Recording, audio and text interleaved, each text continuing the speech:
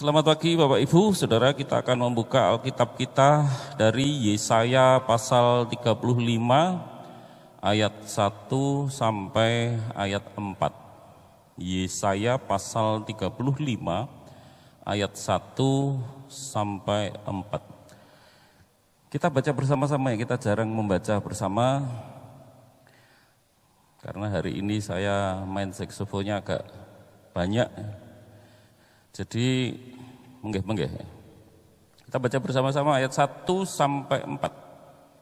3. Padang gurun dan padang dan berbunga. Seperti bunga mawar, ia akan berbunga lebat, akan bersorak-sorak, ya bersorak-sorak dan bersorak-sorai. Kemuliaan Libanon akan diberikan kepadanya, semarak Karmel dan Saron. Mereka itu akan melihat kemuliaan Tuhan, semarak Allah kita. Kuatkanlah tangan yang lemah lesu dan teguhkanlah lutut yang goyah. Katakanlah kepada orang-orang yang tawar hati, kuatkanlah hati, janganlah takut. Lihatlah, Allahmu akan datang dengan pembalasan dan dengan ganjaran Allah. Ia sendiri datang menyelamatkan kamu. Amin. Nah, tema pada pagi hari ini adalah bersukacita dalam penderitaan. Sesuatu yang kontras ya, sukacita tapi dalam penderitaan, bisa enggak? Kalau kita bertanya bisa enggak? Ya, saya juga bertanya saudara-saudara, bisakah api menyala di air? Kita mungkin kalau tergesa-gesa jawab, enggak bisa. Pernah enggak saudara melihat laut terbakar? Dulu laut terbakar. Iya, karena ada tumpahan minyak. Kalau saudara sudah melihat, itu ada minyaknya. Iya, tapi juga ada airnya. Ya. Nah, berarti saudara-saudara, kalau air hanya dengan api mungkin sulit. Kita berpikir secara logis itu bisa bersama-sama. Tetapi kalau ditambahkan unsur lain, minyak, ternyata bisa menyala. Ya. Kalau saudara menggoreng dan api itu menyambar minyak gorengan saudara sendiri pas sudah sering mendengar pengarahan dari orang ya, ketika wajan saudara terbakar jangan diguyur air, karena kalau saudara guyur air ya, api itu bukan padam, tapi api itu akan malah semakin menyala hebat. Nah, dari dua hal ini saja saudara-saudaraku yang dikasihi Tuhan, saudara sudah dapat melihat ternyata air itu tidak selalu memadamkan api. Ya, air tidak selalu memadamkan api. Wajan yang menyala saudara guyur malah boom gitu ya. Malah apinya semakin besar. Yang benar ditutup kain basah ya. Kain basah, anduk basah, pel basah, ditutup dengan pelan-pelan, bluk. Nah, itu malah padam. Tetapi kalau diguyur air tidak. Nah, dari sini saudara-saudaraku, saudara mulai sedikit terbuka pikiran kita. Ada hal-hal yang di luar nalar kita yang sekilas. Kalau kita berpikir sekilas, sukacita dan penderitaan ini sesuatu yang sulit digabungkan. Kesusahan dan sukacita itu tidak mungkin digabungkan. Jangan tergesa-gesa bilang tidak mungkin digabungkan. Bisa saja digabungkan. Ya, kalau ditambahkan ya, ada unsur lain. Ya, bisa saja terjadi saudara. Banyak hal-hal aneh saudara. Mungkin kita berpikir tema ini benar-benar aneh pagi hari ini ya. Ya. Bersukacita dalam penderitaan itu aneh. Anehkah? Ya. Banyak yang aneh di luar Tuhan saja saudara. Ini kita tidak ngomong soal Tuhan. Di dalam dunia saja ini sudah banyak kejadian-kejadian yang aneh yang tidak masuk akal. Kalau saudara memikirkan petir itu ketika menyambar saudara diukur para ahli, kalau listrik di gereja ini tegangannya 220 volt. Di rumah saudara tegangan listrik itu 220 volt. Voltasenya ya. Jadi kalau saudara pegang itu bisa lengket, bisa mati. Paling enggak kalau saudara tersengat beberapa detik saja itu sudah gemeteran, lemes, ya, lemes. Itu 220, sedangkan tegangan listrik, voltasenya petir, maaf ya, voltase petir itu saudara minimal 5.000 watt. 5.000 saudara. Kalau rumah saudara 220, ini 5.000 minimal. Kalau orang tersambar makanya biasanya mesti mati pikiran kita. Tapi pertanyaan saya, apakah benar mesti mati? Kalau saudara telusuri, ada seorang namanya Roy Cleveland dari Virginia, Amerika Serikat. Dia disambar petir, saudara, tidak hanya sekali, karena dia petugas penjaga hutan. Dia disambar petir berkali-kali. Dari awalnya tahun 1942 dia tersambar petir, saking tingginya tegangan listriknya. Tapi dia tidak mati. Itu tahun 69. Tahun 70 dia disambar petir lagi, sudah bahunya terbakar, tapi dia tidak mati. Tahun 72 disambar petir, topinya berlubang, pakai topi yang kayak koboi itu, topinya bolong, rambutnya terbakar, tapi dia tidak mati. 3 kali disambar petir. Kok bisa? Mestinya manusia kena petir mati, tidak selalu juga. Nah, ini baru kita berpikir tentang kejadian-kejadian yang kelihatannya tidak masuk akal, apalagi kalau kita memikirkan peristiwa-peristiwa dalam hidup kita dan itu ditambahkan dengan hadirnya Tuhan yang saya sebut unsur lain. Air dengan api tidak mungkin bisa bersama, basnya dikurangi Pak, bersama-sama. Tetapi ketika ditambahkan unsur lain, ketika kita tambahkan kesusahan, ketemu sukacita, tidak mungkin. Tetapi kalau kita tambahkan Tuhan di situ, kehadiran Tuhan, apa yang tidak mungkin ya, menjadi mungkin. Ya, kalau tadi hanya kejadian-kejadian natural, alami saja sudah kita melihat banyak keanehan-keanehan, apalagi kalau ini yang hadir, kita hadirkan adalah Tuhan. Nah, jadi pertanyaannya, dapatkah orang Kristen tetap bersukacita pada saat diterpa penderitaan? Dapatkah orang Kristen tetap bersukacita ketika dalam kesusahan? Nah, pertanyaan ini bukan pertanyaan yang tidak masuk akal, saudara. Oh, ini enggak logis, ini logis. Masuk akal dengan cara berpikir yang tadi sudah saya sebutkan sebelumnya. Dapatkah orang Kristen bertahan sukacita di tengah berbagai musibah, kesedihan, persoalan yang menimpa? Dapatkah orang beriman tetap berdiri tegak di tengah badai yang menerjangnya? Mestinya goyah, kabur kena badai itu, tumbang, pohon yang gede tumbang. Dapatkah kita tetap berdiri tegak ketika diterpa badai, di tengah badai? Dapatkah kita tetap berdiri tegak ketika tanah kita yang kita injak ini berguncang atau gempa? Logikanya jatuh kalau tidak pegangan. Tapi kalau punya pegangan. Nah, saudaraku yang dikasihi Tuhan, seorang mantan presiden Amerika Serikat yang ke-26, Theodore Roosevelt, dia menjadi presiden 2 periode, saudara. Jadi ini berarti termasuk orang yang spesial. Ya, Jokowi, SBY, nah itu orang-orang yang 2 periode termasuk ya di zaman modern ini. Nah, Theodore Roosevelt ini, saudara-saudara, berkata demikian, lebih baik berani menghadapi hal-hal besar demi kemuliaan. Demi kemuliaan artinya demi kemuliaan itu demi kebaikan. Kemuliaan kendati banyak bayangan kegagalan, ketimbang bersekutu dengan orang-orang yang berjiwa malang dan takut akan adanya penderitaan. Ya, sebab mereka hidup dalam senja abu-abu yang tidak tahu apa itu kemenangan atau kegagalan. Nah, yang penting saya garis bawahi di situ adalah lebih baik berani menghadapi hal-hal besar demi kemuliaan. Jadi kalau selama masalah-masalah yang saudara hadapi itu demi kebaikan saudara, keluarga saudara, karir saudara, hidup saudara, usaha saudara.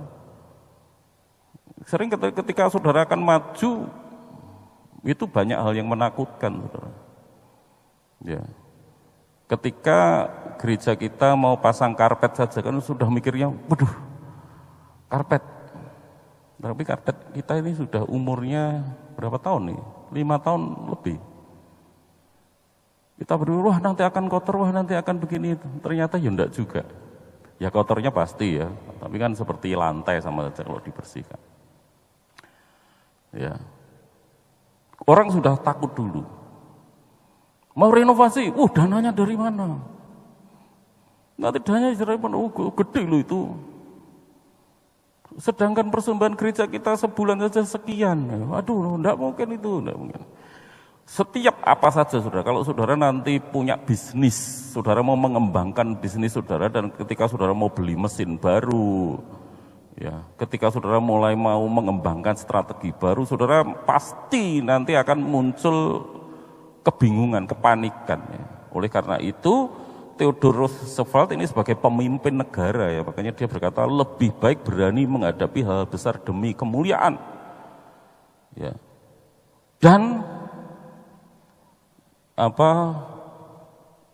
jangan bersama dengan orang takut adanya penderitaan. Ini bangun di jalan tol, gini, tapi ya menikmati jalan tol juga. Ternyata arus perdagangan lancar. Papua, orang-orang dulu yang terpencil sekarang bersyukur ya, karena mulai terbuka jalan-jalan yang daerah-daerah yang tertutup. Tetapi yang ngomel banyak. Ahok, saudara, ketika mulai merapikan pedagang-pedagang di Tanah Abang, penolakannya luar biasa, banyak sekali. Tetapi kalau dia yakin itu untuk kebaikan, ya, lakukan. Ya. Presiden pasti akan mengalami itu. Nah, oleh karena itu di dalam saudara menghadapi dosa, wah ini berhubungan dengan pelanggaran firman Tuhan, ya jangan dilanjutkan. Maksudnya begitu. Tetapi kalau hal ya akan menghasilkan kebaikan di masa depan, lakukan, saudara-saudara. Jangan takut dengan berbagai masalah-masalah yang mungkin akan timbul, ya, akan saudara menyebabkan saudara mungkin mengalami kesusahan. Pelaut-pelaut handal pasti mereka adalah orang-orang yang pernah badai. Kecuali kalau saudara hanya bermain tarna, saudara itu danaunya danau tenang. Saudara pasti bukan pelaut, saudara hanya orang yang bermain-main. Kalau orang bermain-main ya tidak pernah, saudara, ya, tidak akan pernah menghadapi resiko, tidak pernah menghadapi kesusahan. Setiap saudara akan maju, saudara belajar musik saja, mau mulai belajar piano, saudara akan mulai stres, kepala saudara cenut-cenut. Karena apa? Saudara akan maju ini. Ya. Saudara belajar, saya tuh sedang belajar mengetik 10 jari, saudara, saya pernah cerita ya. Itu tangan saya pegelnya luar biasa, berkali-kali keliru, berkali-kali karena membaca dan mengetik terus. Itu saya sekarang belajar itu. Ya kemeng, ya salah berkali-kali harus membetulkan tulisan-tulisan, salah kutip dan sebagainya. Capek, mesti tegang. Gergeten ini jari ini mati ini loh, jari ini tidak mau gerak. Gimana sih menggerakkan, menghidupkan jari ini? Ada yang sepele saja, saudara, ada tantangannya, saudara. Ada kesusahan-kesusahan. Makanya, saudara, kesusahan itu sudah menjadi bagian hidup kita. Penderitaan itu, kalau saudara juga akan menjadi bagian dalam hidup saudara. Dan itu natural, alami. Di tengah-tengah penderitaan-penderitaan yang saya dan saudara alami. Yang pertama, saudara, kita lihat di dalam ayat 4. Kuatkanlah hati, janganlah takut, lihatlah Allah akan datang dengan pembalasan dan dengan ganjaran Allah. Ia sendiri datang menyelamatkan kamu. Jadi saudara-saudara, yang pertama mengapa kita harus bersuka cita? Karena kita percaya bahwa Tuhan akan segera menolong. Ia sendiri datang menyelamatkan kamu. Pada saat itu, saudara-saudara, nubuat ini disampaikan, Yehuda sedang di dalam penindasan bangsa Asyur. Nah, bagian-bagian dari negeri itu sudah menjadi padang gurun. Oleh karena itu di dalam ayat 1 dikatakan padang gurun dan padang kering akan bergirang. Padang gurun dan padang kering akan bergirang. Ya, karena betul-betul ketika bangsa Asyur menyerang Yehuda, saudara-saudara, hancur bangsa itu. Negara itu hancur, bangunan-bangunan runtuh, sampai menjadi seperti padang gurun yang gersang akibat kehancuran yang ditimbulkan oleh bangsa Asyur. Lalu Nabi Yesaya menyampaikan firman Tuhan ini kepada bangsa Yahudi, saudara. Allah akan segera datang. Jangan terlalu bersedih karena kamu itu, kita sering bicara biji mata Allah. Kamu ini anak-anaknya seperti seekor induk ayam yang ketika anak-anaknya diganggu, saudara-saudara, induk itu akan segera pasang bereaksi, saudara-saudara. Allah demikian, saudara, Allah akan segera bertindak. Ya, seolah-olah Yesaya itu berkata, dengarkan gemuruh bala tentara Tuhan sedang bergerak ke tempat ini, akan memberikan pertolongan kepada kalian. Dia akan menyelamatkan kalian. Dia sudah sangat dekat. Nah, jadi ketika saudara-saudara menghadapi persoalan, seberat apapun saudara persoalannya itu, saudara harus yakin bahwa Tuhan akan menolong. Saudara harus tetap melihat Tuhan, karena Tuhan pasti akan datang memberikan pertolongan kepada saudara. Mengubah kondisi saudara. Padang gurun yang gersang, padang gurun kering akan bergirang, dikatakan ayat 1. Padang belantara akan bersorak-sorai dan berbunga. Tumbuh bunga di situ. Bunga yang disebut tadi mawar. Mawar itu, mawarnya Palestina itu harum sekali, saudara. Yang disebut mawar Syaron. Harum baunya. Nah, mekar indah dan harum. Allah akan selalu campur tangan dalam penderitaan apapun yang menimpa umatnya, saudara-saudara. Di padang gurun akan segera tumbuh bunga mawar, akan terdengar sorak-sorai, akan terjadi sukacita. Ketika apa, saudaraku? Ketika umatnya terus berharap, percaya, bahwa yakin bahwa Tuhan akan menolong. Ya, pencobaan-pencobaan yang kamu alami tidak melebihi kekuatanmu, dan Dia akan memberikan apa? Jalan keluar. Kalau saudara mau terus percaya kepada Tuhan. Oleh karena itu tidak ada jalan buntu. Tidak ada bunuh diri. Bunuh diri itu karena saudara melihat terus masalahnya. Terpaku kepada problem kita, terpaku pada permasalahan-permasalahan kita, terpaku pada kesedihan-kesedihan kita, sehingga saudara lupa tidak memandang Tuhan. Terlalu berduka cita, terus meratapi masalah, fokus kepada masalah, fokus kepada penderitaan, fokus kepada kesusahan. Nah, kalau seperti itu rasanya jalan buntu. Kalau sudah jalan buntu, melompat dari lantai 7. Karena jalannya buntu.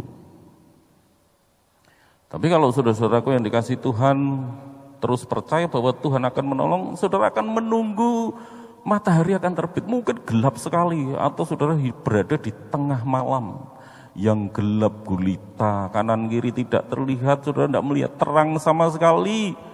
Tetapi waktu akan terus berjalan, saudara. Waktu berjalan, matahari itu terus berjalan menuju ke ufuk timur. Semakin pekat malam itu sebetulnya semakin gelap itu sebetulnya itu klimaksnya. Dan setelah itu apa? Matahari dalam bahasa Jawa terontong-terontong, akan mulai langit di sebelah timur mulai terlihat sedikit terang, kemerah-merahan, semakin kuning dan mulai memancar terang. Saudara melihat terang. Tapi harus saudara percaya benar-benar bahwa terang itu akan muncul. Tuhan akan memberi kepada kita jalan keluar. Richard Baxter, saudara-saudara, memberikan 20 petunjuk dalam bukunya yang berjudul Christian Directory, ya, supaya kita tetap bersuka cita. Menarik sekali, saudara. Ini kutipannya agak panjang loh, tapi bukan 20 itu yang saya ambil yang tentang berhubungan dengan khotbah pada pagi ini. Demikian tulisan Richard Baxter, saudara. Cobalah untuk merenungkan betapa hebatnya kuasa iman dalam menumbuhkan kesukaan kita di dalam Allah. Nah ini ya, kuasa iman dalam menumbuhkan kesukaan kita di dalam Allah. Hanya suatu kehidupan di dalam imanlah yang dapat menjadi suatu kehidupan yang dipenuhi dengan kesukaan yang kudus dan surgawi. Maka berlatihlah untuk merenungkan hal-hal yang tak tampak itu. Tanpa iman, kita tidak mungkin dapat memperkenankan hati Allah ataupun diperkenan oleh Allah. Mungkin kita melihat sekeliling kita, kita hanya menemukan sedikit alasan untuk dapat bersuka cita. Namun ini saudara, mata iman dapat melihat jauh ke depan, melampaui apa yang dapat kita lihat, dan dapat memusatkan perhatiannya pada keindahan Allah Trinitas atau kelimpahan janjinya. Latihan iman seperti ini memberi kita kuasa untuk mengatasi saat-saat sulit dan menemukan sukacita di dalam Allah. Jadi ini bagi Richard Baxter ini latihan rohani. Saudara. Latihan rohaninya apa? Saudara itu harus berlatih. Apa yang dilatih? Pada saat saudara menghadapi persoalan, kesusahan, saudara merasa gelap itu, jangan melihat gelapnya, jangan melihat persoalannya. Lihat jauh, melampaui kegelapan itu. Ada matahari yang sedang bergerak, akan muncul. Di dalam tengah-tengah persoalan mungkin sudah tidak menemukan jalan keluar, penyakit yang mungkin menghantui saudara-saudara. Saudara melihat Tuhan, ya, apa yang sedang Tuhan kerjakan untuk saudara. Dia sedang melakukan sesuatu karena tangan Tuhan itu tidak akan tinggal diam. Dia akan campur tangan. Tangan Tuhan sedang merindah suatu karya yang agung mulia, saatnya kau lihat nanti, kau lihat pelangi kasihnya. Jadi tangan Tuhan itu terus bekerja, berkarya, saudara tidak melihat. Makanya ini percaya, melatih iman. Ya, melatih iman itu sudah terus melihat, fokus kepada Tuhan. Jangan fokus pada masalah, balik masalah sini, balik terus kepada masalah, balik kepada masalah. Ketika saudara mau berpikir tentang masalah, saudara pikirkan pada Tuhan. Arahkan pada Tuhan, yakini Tuhan sedang bekerja menolong saudara. Ya, jadi pikiran kita tidak terseret kepada hal-hal negatif. Ya, sehingga kita kehilangan sukacita. Buah kelapa, saudara-saudara. Buah kelapa itu digunakan oleh simbol pramuka. Sama kalau orang menikah dalam tradisi Jawa itu ada kelapa muda. Tapi bukan hanya kelapa muda, sebenarnya cengkir. Cengkir saudara yang Jawa tahu ya, kencenging pikir. Karena rumah tangga itu akan ada banyak masalah di situ. Tetapi dengan hadirnya cengkir ini saudara, kenapa kok cengkir ini bisa mengencangkan pikiran, meluruskan pikiran? Karena di dalam cengkir itu saudara-saudara, kalau orang Jawa bilang itu ada airnya yang jernih. Airnya bukan air keruh itu, di dalam cengkir itu airnya jernih. Makanya kalau pikiran saudara tetap jernih, tidak kalut, bagaimana jernih? Supaya kita memiliki pikiran yang jernih. Kalau kita, jawaban Kristen memberitahu kita, semua yang baik, semua yang kudus, semua yang disebut kebajikan, pikirkanlah itu.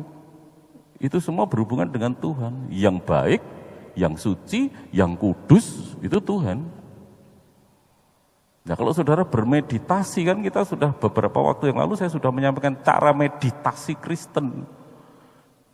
Kenapa saya dan saudara seringkali stres sampai terguncang? Karena kita tidak mau bermeditasi. Meditasi itu mengarahkan pikiran bukan kepada soal, tetapi kepada Tuhan, sumber sukacitaku. Nah, jadi airnya jernih, saudara-saudara. Ketika airnya jernih, diharapkan keluarga yang dadi manten itu menjadi keluarga yang sakinah, mawadah, dan warahmah. Apa tuh sakinah, mawadah, dan warahmah itu apa tuh? Sakinah. Kita itu sering menirukan tapi tidak tahu ya. Sakinah itu tenang, ya. Mawadah itu penuh cinta, rahmat yaitu kasih sayang. Jadi keluarga yang tenang, ya, tenang, penuh cinta dan penuh kasih sayang. Maksudnya seperti itu. Makanya simbol di dalam orang menikah Jawa itu bukan ketan dan ragi, karena ketan dan ragi itu jadi arak, marai mendem. Pikirannya tidak bisa jernih. Ngombe banyu arak yang mendem, gak iso mikir gitu ya. Padahal nah, orang stres ya, itu kan larinya bisa ke arak, minuman keras. Aku mikir itu tidak menghadapi, kata Theodore Roosevelt tadi, belajarlah saudara menghadapi. Jangan lari tapi hadapi. Ya.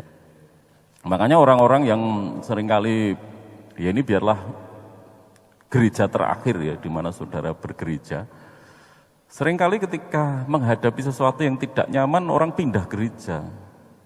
Itu yang disebut, tidak pernah soalan itu ada untuk dihadapi, bukan ditinggal lari. Ada itu dihadapi, bukan ditinggal lari. Saya juga sama ketika teman-teman saya ada masalah dengan pelayanannya dan pengen pindah, saya selalu katakan jangan pindah. Ketika gereja ada masalah itu, gereja butuh saudara. Lah banyak yang meninggalkan gereja, justru saudara harus di situ. Kalau saudara tahu riwayat pelayanan saya di sini, ya banyak ketika orang-orang meninggalkan saya apa pindah? Tidak berpikir pindah. Ya, justru kita harus berada di situ. Kapal yang sedang digoncang ombak itu butuh nakoda, saudara-saudara. Bukan nakodanya melu nyemplung, melayu, enggak. Butuh nakoda yang handal, tenang, supaya dapat cengkir tadi. Pikirannya harus tetap jernih, supaya dapat mengendalikan kondisi keadaan dengan baik. Pikiran yang terarah kepada Tuhan, yang pasti akan segera mengulurkan tangan, akan menyebabkan bersukacita. Jadi masalah itu bukan hal yang menakutkan. Masalah yang muncul itu bukan menghancurkan. Josh Muller, siapakah Josh Muller? Josh Muller adalah pendeta Inggris yang mendirikan panti asuhan dengan berapa anak? Sebenarnya saudara tebak? 150, 10.000 anak pendeta mendirikan panti asuhan dengan 10.000 anak asuh. Butuh mangan kabeh, belum pemerintah, belum seperti sekarang loh saudara ya. Waktu itu saudara. Kalau zaman sekarang pemerintah bantu, ada dari Dinsos ya, semacam itu. Zaman makmur orang sudah, tapi zaman Josh Muller mendirikan saudara, dia ndak ngerti nanti cara ngopeni bocah 10.000 ini. Saya punya anak 4 ya wis bingung ya. Ini ngopeni anak 10.000 anak. Dan dia terkenal dengan apa saudara-saudaraku? Semboyannya apa? Tidak ada yang mustahil kalau bersama Tuhan. Menurut saya, ngopeni 10.000 anak golek masalahnya apa ndak mulai dari 10, 10.000 anak. Orang ini berkata demikian saudara, yang perlu kita, orang yang ini orang luar biasa ya, imannya luar biasa. Makanya kita dengar tulisannya. Tuhan suka meningkatkan iman anak-anaknya daripada mengharapkan kemenangan tanpa cobaan. Cobaan itu biasanya persoalan berat ya. Berusahalah menerimanya seolah-olah dari tangan Tuhan. Aku berkata dan sengaja mengatakannya, cobaan. Itu yang bahasanya Paulus ya. Kalau kamu dicobai tidak melebihi kekuatanmu. Ini dipakai oleh Josh Muller. Cobaan, rintangan, kesulitan dan kadang-kadang kekalahan adalah makanan yang paling baik bagi iman. Paling bagus, saudara-saudara. Bagi iman bagus itu. Ya, pohon yang sering diterpa angin besar akan menjadi pohon yang kuat pohon yang spesial. Ya. Makanya pemimpin-pemimpin itu saudara, kayak Pak Jokowi gitu itu nanti kalau sudah bukan presiden, dia mesti selalu dimintai komentarnya, pendapatnya. Karena apa? Dia pemimpin-pemimpin yang hebat. Ahok ketika memimpin, wah goncangan Jakarta, kita beritanya mesti cacian, cercaan terhadap Ahok. Tapi sekarang Ahok dipuji-puji. Kalau saudara suka ketenangan, ya memang kalau kita ini menyukai tenang, ya memang saudara bisa hidup tenang. Tapi karena saudara apa? Tidak melakukan apa-apa juga. Hanya mengalir terus, tidak pernah melawan arus. Orang mengalir itu kan enak, ringan. Saya renang kalau di Blitar itu, di Sumber Udel itu, yang lingkaran itu ada air alirannya itu. Kalau saya ngalir gitu, saya tidur melumah, ngikuti arus sendiri. Menang tok, enggak usah. Tapi ketika aku melawan arus, berat banget. Nah, kalau saudara hanya ngalir terus ya gampang, enak lah. Tapi saudara bukan orang yang hebat, bukan orang yang kuat. Baja, saudara mengerti baja itu digunakan untuk rel kereta api, konstruksi jalan yang butuh kekuatan karena diinjak truk sekian ton. Itu perlu material yang kuat. Baja itu saudara, bagaimana membuat baja? Itu sebenarnya dari besi, tetapi besi yang dihilangkan, dipanaskan, dimurnikan. Dimurnikan itu mesti tidak enak, dipanaskan. Ya, dihilangkan unsur-unsur yang menyebabkan besi itu tidak kuat. Unsur apa saja yang ada dalam besi yang dihilangkan? Nitrogen, silikon, fosfor, sulfur, karbon. Dihilangkan dengan pemanasan yang tinggi. Berapa panasnya untuk membuat baja, saudara? Kalau saudara ngerebus air itu 100 derajat mumpal-mumpal ya. Kalau untuk membuat baja itu 3000 derajat Celcius. Yang panci saudara mendidih itu hanya 100 derajat. Ini 3000 derajat Celcius. Sebuah planet yang baru saja ditemukan jauh, 36 tahun cahaya dari bumi. Ya. Planetnya dikasih nama HD 19733b. Suhu planet itu berapa saudara? Persis untuk melebur besi menjadi baja. 3000 derajat Celcius permukaan suhu planet HD ini. 3000 itu disebut oleh para ahli apa? Planet neraka. Panas banget. Tidak ada manusia bisa hidup di sini karena disebut planet neraka. Nah, jadi kalau maksud saya begini, kalau hidup saudara kadang-kadang seperti neraka. Urip kuwi kon neraka itu sebetulnya Tuhan sedang membentuk saudara. Memurnikan. Lagi menghilangkan yang kayak tadi karbon, sulfur, fosfor yang akan merusak besi. Kepadatan besi itu jadi tidak bagus. Baja itu menjadi bahan yang sangat kuat. Karena sering dipanaskan dalam panas yang sangat tinggi. Neraka tadi saudara. Nah, jadi sekarang saudara mulai bersyukur tuh. Yang saudara tenang-tenang saja hidupnya, jangan terlalu senang loh saudara, karena orang menjadi biasa, saudara ngikut arus tok, ngalir. Ya saudara enggak mungkin tenang. Aku kok enggak pernah tuh Pak Tri menghadapi pergumulan, ya karena saudara ngalir tok. Anak-anak muda jangan suka ngalir tok loh. Kalau ngalir itu artinya yo bangun tidurku terus mandi, tidak lupa menggosok gigi. Habis mandi, ku tolong ibu membersihkan tempat tidurku. Selesai. Itu dok kerjaannya ya gampang. Bangun tidur, muter coba gitu terus. Nggak ada yang saudara pelajari tuh. Tapi coba saudara mau belajar sesuatu hari ini. Belajar apa aja yang meningkatkan kualitas saudara. Yang rodok tidak dari bidang saudara. Belajar software, program komputer apa. Corel Draw. Ayo anak-anak, coba itu belajar Corel Draw. Mulai mumet. Yang ringan dulu Photoshop. Supaya nanti karya saudara bisa ditampilkan di sini. Silahkan. Saudara mulai mumet.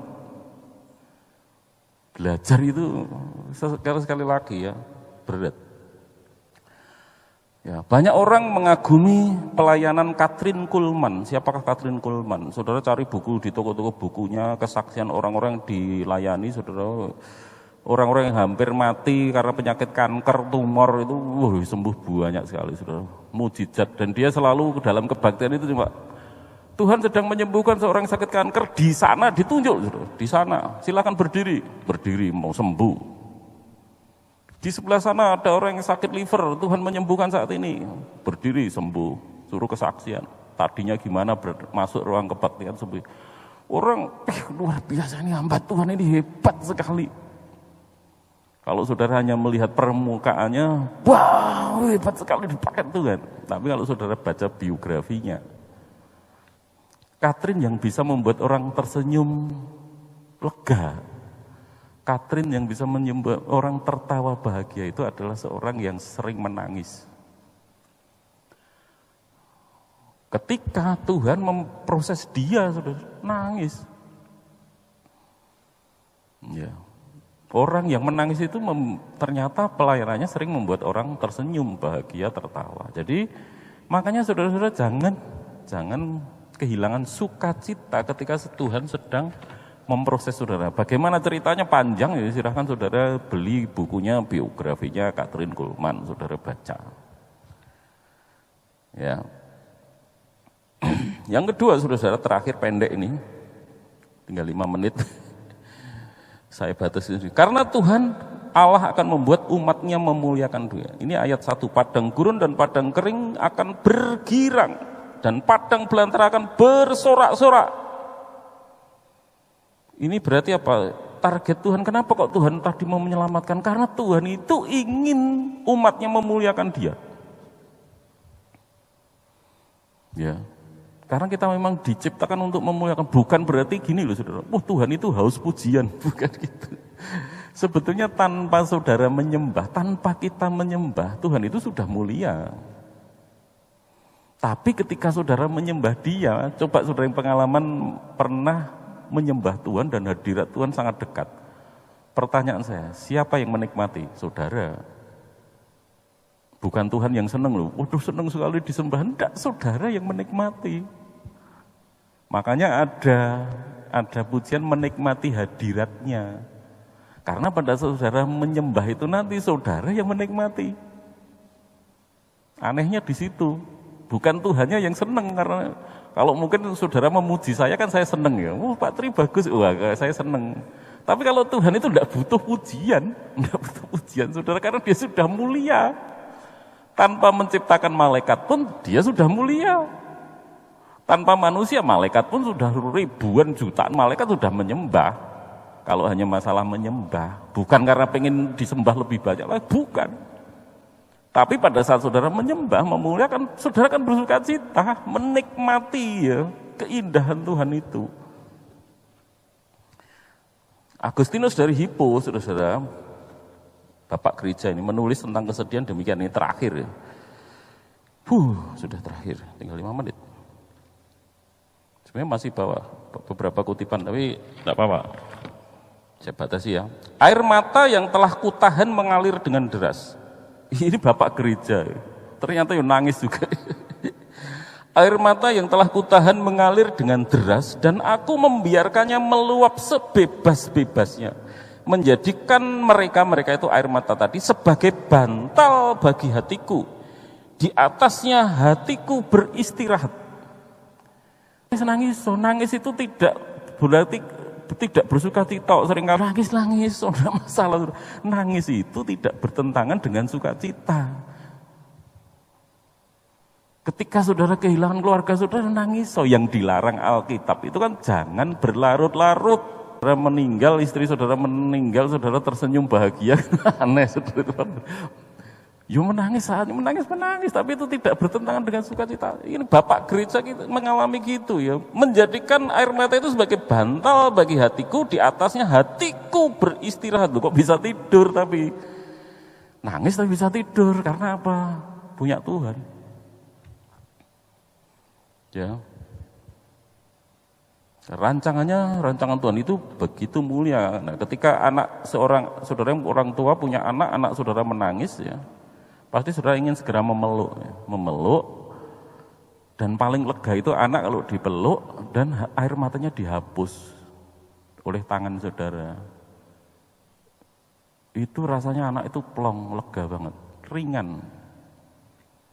Tuhan itu kan gitu, ketika saudara nangis loh saudara punya Tuhan. Diri saudara akan dipeluk, dilap, ya. Makanya di dalam kitab Wahyu, aku akan menghapus air mata dari matamu. Ya. Jadi Kristus itu, saudara-saudara, dia adalah Allah yang sangat mengasihi kita. Mengapa kita harus tenang? Nah, ini saya akan tutup dengan kutipan Bolan dan Niftrik ya. Karena Yesus itu pemenang. Intinya gitu, Yesus itu pemenang. Saudara memiliki Tuhan yang adalah pemenang. Pada akhir zaman dia hanya satu pemenang sudah di alam semesta. Yang muncul itu Kristus. Nanti hanya ada satu penguasa, yaitu Yesus Kristus. Tidak ada yang lain. Kitab saudara-saudara sepupu kita juga mengatakan nanti hari kiamat itu yang datang Isa. Isa itu sebenarnya dari bahasa Yunani Yesus. Yesus akan datang, dia akan datang. Dia akan datang, dia satu-satunya penguasa nanti. Nah, dia adalah pemenang. Ya. Bolan dan Niftrik menulis demikian, anak manusia adalah pemenang. Pemerintahannya merupakan suatu kestabilan yang tak dapat diganggu gugat. Mazmur 2 ayat 6. Maka dapatlah kita melangsungkan hidup serta pekerjaan kita dengan tenang dan tentram. Lantaran kepercayaan itu kita enggan menerima penghiburan palsu yang timbul dari optimisme duniawi, dari motivasi-motivasi. Seorang Kristen tidak memerlukan optimisme ataupun idealisme yang sedangkal itu. Motivasi dari dunia itu saudara biasanya senang ketika mendengar, ketika pulang balik susah. Nah. Itu tidak akan mengubah. Ya. Tetapi kalau ketika saudara punya Yesus yang adalah pemenang, dan saudara mau hidup berjalan bersama dia terus menerus dari hari ke hari, ya, bertobat, pikiran saudara bertobat itu artinya dari dunia saudara palingkan kepada Tuhan Yesus ya, yang adalah pemenang, karena pemerintahan Yesus itu nanti stabil, tetap tidak berubah, tenang semuanya.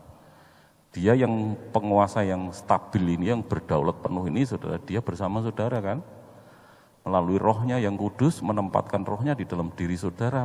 Oleh karena itu, saudara memiliki kekuatan untuk tetap tenang, stabil, sejahtera, walaupun mungkin sempat terguncang. Saudara cepat memegang. Makanya gempa hebat itu tidak selalu jatuh kalau saudara punya pegangan. Amin kita.